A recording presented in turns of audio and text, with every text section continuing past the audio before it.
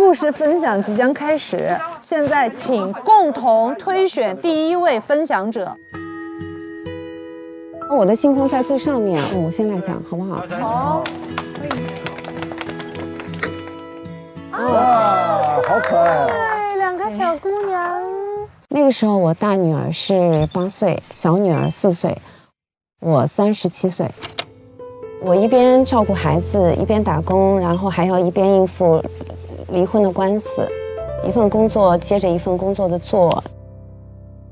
怎么说呢？因为我是孩子的小环境，就是我为了他们，我得保持我最好的一个状态。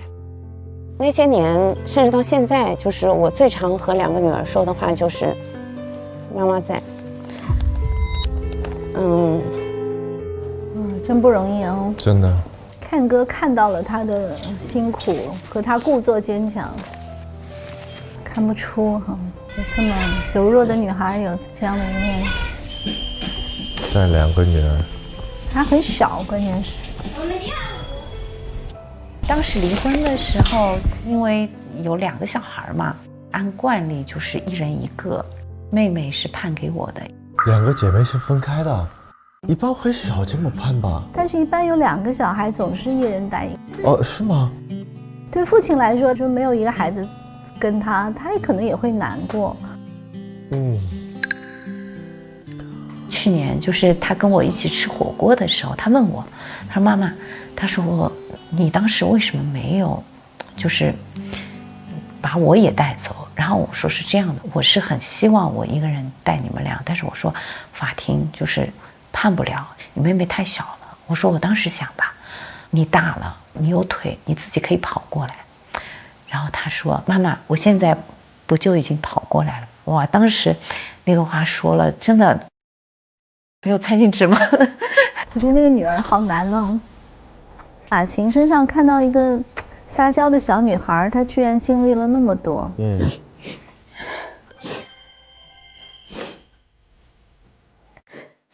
我当时很感谢我前夫，就是因为他说他想要儿子，然后把女儿留给我。我说你那么忙，谁照顾他？他说我可以找阿姨什么？我说你觉得阿姨能替代妈妈吗？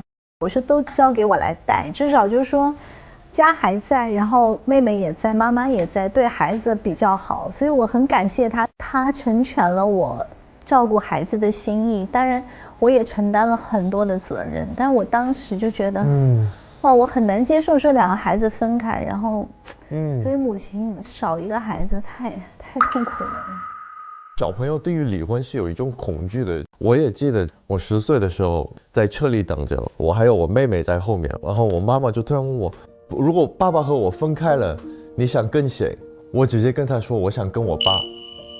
我理解了这个情况，不敢跟所有人说，我只跟我的最好的朋友就说，最近我爸爸妈妈要离婚了。后来我20多岁以后，我才再遇到我妈妈了。她那个时候已经有新的家庭，但是我对我妈妈是一直失望的一个状态。我是觉得，你怎么一次都不过来找我们呢？现在我有了孩子以后，我觉得我的角度变得很多，就会觉得都有年轻的时候可以理解。女人需要的是向下扎根的一种坚实感，那些至暗深刻所生发出来的坚韧，都是我自己的。正是这些给了我继续前行的自信和力量。好了，不好意思，没事。我相信，就是每一个妈妈，她内心深处对孩子的那种爱是天然的，她一定是爱的。妈妈和孩子的关系是，我觉得所有的男生是无法体会的。从无有到听到心跳到整个流程是会产生一种无法解释的另外一种关系。当一个妈妈离开一个家庭去做自己的时候，她可能会有很多的压力，但她如果未来的人生走的是好的，我觉得她值得被祝福。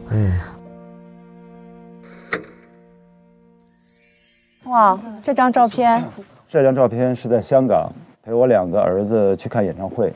我的朋友圈有很多他们的照片，但我想的是，等我死了以后，他们其实可以翻我的朋友圈的。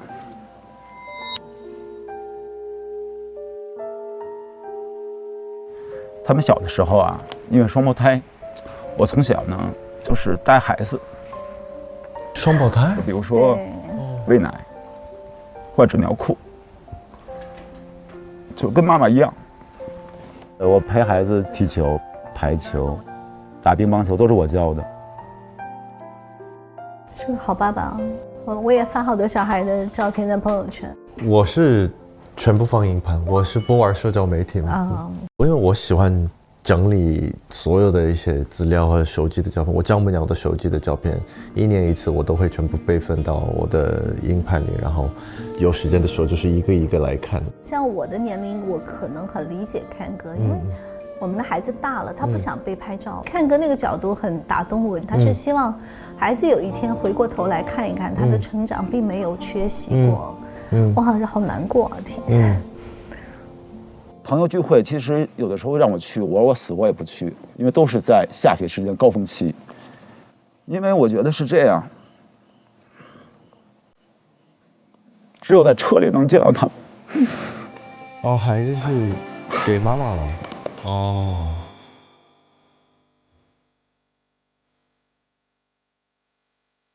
哪怕那几10分钟吧，也值了。其实有的时候堵车，我就想，越长越好。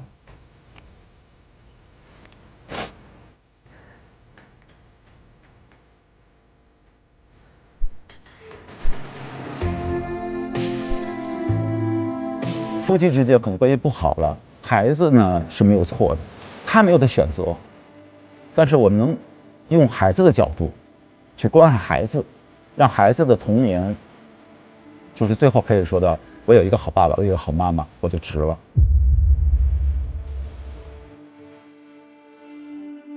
太棒了！所以他这么清楚他自己想要和不要的是什么。我觉得这才是50岁的恋爱最了不起的地方，因为他真的做到了。我也有体会，因为我们那时候工作很忙，但是会坐飞机赶回来，也是为了有跟孩子还有一次吃饭的机会啊，所以其实父母蛮努力的。这个我觉得特别有共鸣。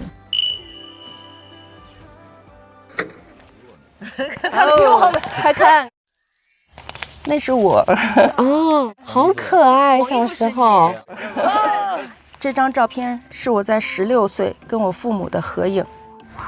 少女，那时候的我，是一个非常幸福、自由的小女孩。长大后，我没有听父母的劝，一头扎进了爱情。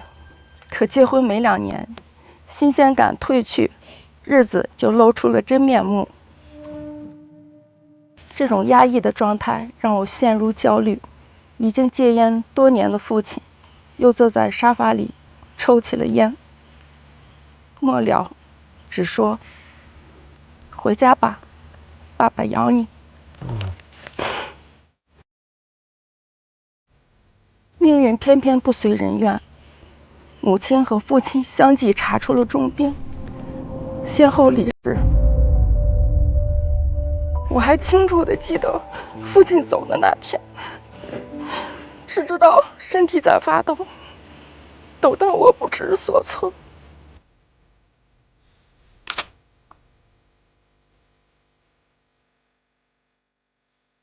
12岁的女儿紧紧地抱着我，妈妈，别怕，还有我。我总觉得是因为我个人的原因，让一个孩子成为一个单亲家庭的孩子，这是我的责任，所以我特别怕我给他的爱不够。女儿好漂亮。现在长大了啊。好心碎啊！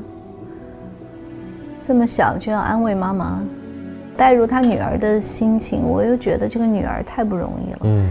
一个女孩那么小就要承担起去安抚妈妈心情的这个作用。反而我觉得她的比较早成熟，她的价值观变得更正的一个感觉。就是说你自己可以选择你要当单亲妈妈，嗯，但是你不要把这种情绪转嫁给孩子，是，这是你自己的选择，而且不要觉得这个选择是失败或者对不起孩子，你做了一个你自己的人生的决定，然后你就应该去勇敢地面对它，应该承担起自己的人生，对自己负责。我估计他的女儿就是已经感觉到这个，所以他在说我已经成长了，妈妈你去吧，你应该做自己，可以的。对，就是你的人生没有那么可怕，你也都走过来了，是不是？这次因为女儿，我在人生半百的时候又叛逆了一次。我们都一样，我们都一样。对我来说也是人生一次重启。不容易。哦，哇，这一段怎么一把啪啪啪啪，每个人都有故事的，真的。就是突然就好像很懂他们哈。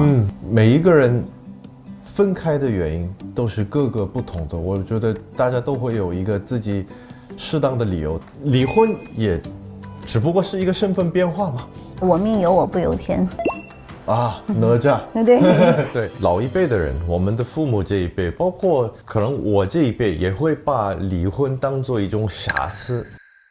但我觉得现在的人没有把它当得那么重，是一个问题了。对，对，我是11年前离的婚。哦，是吗？然后当时我也没有觉得离婚好像是一次什么样的失败。哦，反而觉得离婚是一种想做自己的勇气。是。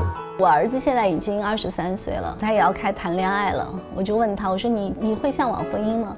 他说了一句话，我觉得我非常的感动。他说，我不害怕婚姻，我敢结婚，但我也敢离婚。因为他觉得离婚也不可怕。哇哦，好帅哦！果然这么大的字还是看不清楚。眼睛太小。这次还特意字打大。对，已经打大了字。大家都有共鸣。如果等一下我激动的抖的话，那不是激动，那应该是有点冷而已。他要耍幽默。那些年的生日，因为有很多生意上的应酬交际，每一次生日大概都有几十到100多人一起过的，热闹是很热闹，但是从来都不是自己的。那个时候每天熬夜，每天喝酒，每天应酬，就成了家常便饭一样。我每次都能听到自己的内心的声音说：“哎，我是不是想这样过一辈子？”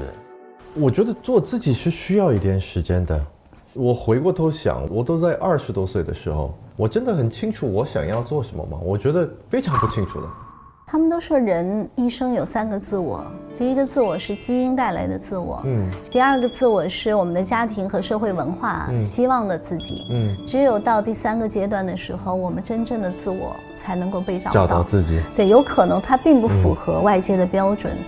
当你开始真正做自我的时候，没有人可以阻挡你。是的，是的。有一些人根据父母的安排，就是走这个路，但是后来，他心里可能就是想要做一个别的。我做的事情是很不高兴的。作为父母，想要做的是尽量让小朋友多接触接触。我现在不定任何目标，我不规划任何事情，就看你喜欢的是什么，都尝试一下。我觉得这个是我能做的比较大的。是在我们成长过程中，我们被允许做自己的机会不多，但是我们现在是父母了，我们要允许孩子们做自己。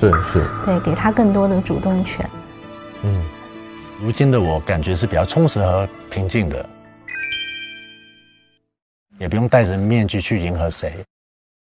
这样的第2次的人生，其实我自己来讲，我是很满意、很开心的。对，丽丽看她的眼神里都有爱哦。我是希望他们2个人可以好。对，丽丽和Joe，我觉得因为丽丽她开始做自己，然后Joe分享的也是她做自己的故事。就是2个很踏实的人，就是经历过事情以后，现在就是非常稳定。他们2个人在一起，应该也是会很舒服的。所以你说现在要说50岁的恋综跟20岁有什么不一样？因为我觉得50岁的恋综里面，我们看到爱情是伴随着人生的觉醒而到来的。经历过事情就是会更沉重。如果我们要选一个人生的照片的话，你会选一张什么样的照片？我觉得会是我全家人在一起的照片。现在我妹妹不在了，因为我妹妹是我女儿生的前1个月才走的，然后我们2家人也是比较不容易在一起嘛。我家人都在美国，然后我老婆、我丈母娘都在国内。如果是一张照片就是应该是我老婆还是怀孕的时候，这2个家庭全部完整的那一刻吧。虽然孩子还没出生，对，但是他会到来的，是吧？对，对，我有点想不好我要分享的照片，但我在想，可能就是此时此刻的我吧。我们走过的路，我们爱过的人，我们看过的书，都会变成我们现在的自己。所以回忆中有很多人给过我很多爱，我的父母啊，我的前夫啊，前男友们呐，孩子啊，我的同事啊，我的朋友太多了。然后我人生也经历过很多的，高峰，也经历过很多低谷。但是我现在想，就是所有走过的路都变成了现在的自己。我觉得人生不留任何后果，就是每一个遇到的好与不好，都是导致我来到现在的。你如果能做一个穿梭时间的一个机器的话，你想要改变什么？我就认真思考、认真想的话，我还是会选择什么都不改。